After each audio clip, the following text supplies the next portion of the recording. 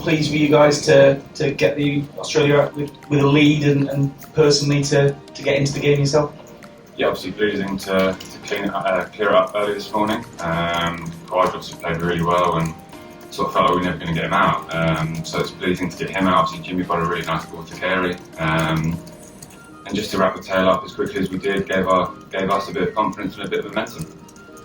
And then the batting period, it looked like the guys at the top were in reasonable control, and then they have to go out under the worst conditions of the match. In the dressing room, did it feel like pretty rotten luck in there?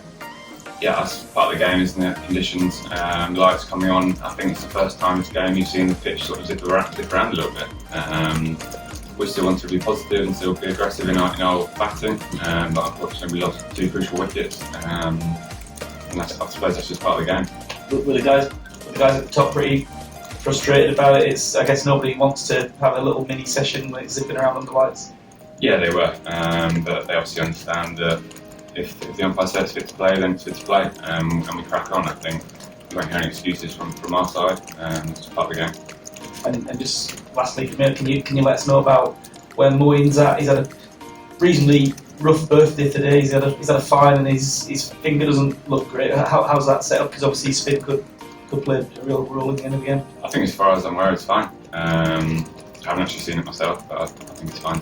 Think about how long you'd like to ideally bowl Australia to kind of get another 10 wickets on this pitch. I think ideally a day. I think 90 overs.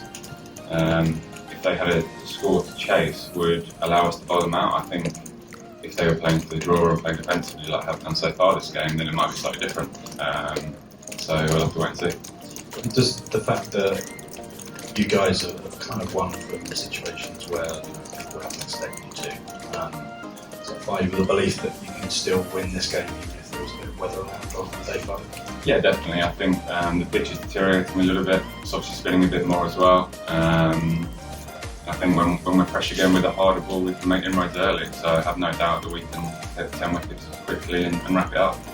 Those back in experience 18 months ago? I think we've sort of made them play in the way that they have. The aggressive nature of the way we've gone about it, our batting and bowling has meant they've had to be more defensive. It's not normally something you see from an Australian side, but I think, like I said, the way that we're playing under Ben and Baz is causing that to happen. Louis? Ollie, the short ball tactic that you guys use against the Aussie tail seemed to work pretty well, wrapping things up pretty quickly. Was that something you guys talked about specifically for the tail coming into the test, and when you were batting, were surprised you didn't get better yourself?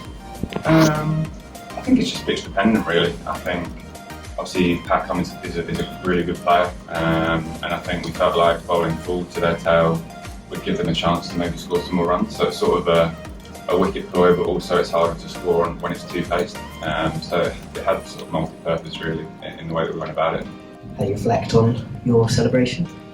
Yeah, I think for me it's my first home Ashes, and to get the big wicket at the time was special for me. I think Izzy played unbelievably well, and to get that wicket for us at the time as a team was massive. I think we want that theatre of the game, don't we? So I'm here to provide it. And in terms of theatre, you had that extraordinary field which was moved just for that ball. Could you kind of not believe that the plan came off? Yeah, so Stokesy came up to the ball before and said, what do we do in Pakistan? And I said, I think I have an umbrella field. And he said, let's just go for it, shall we? I said, yeah, let's go for it. He said, what are you going to bowl? And I said, to bowl slowly or a bowl Yorker? And he said, go for Yorker first up.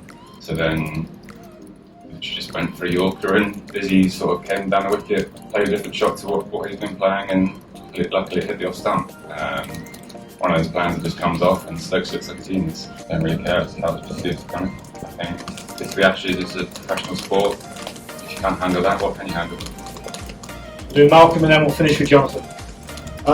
Ollie, it's your celebration's obviously all over social media, and it's got up pretty close, and there's a pretty clear interpretation of what you've said. So it looked like you've abused Usman Khawaja. So do you think abusing opposition players is part of the theatre of the game?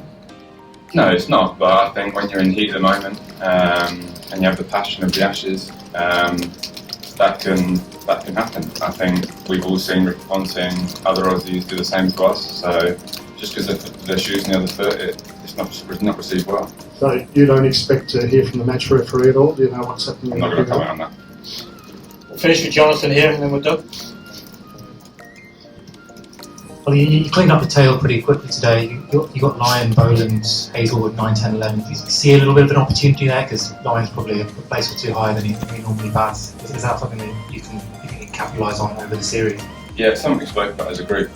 We'll say once we get to past coming, we feel like they've got 3 number 11s. So it's something that we can target through the series and try and wrap up their innings quite quick and give us that momentum into our batting end.